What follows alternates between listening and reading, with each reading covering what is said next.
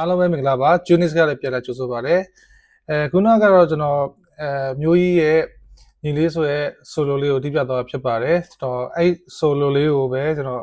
အနှေးလေးပြန်တီးပြပေးမယ်နော်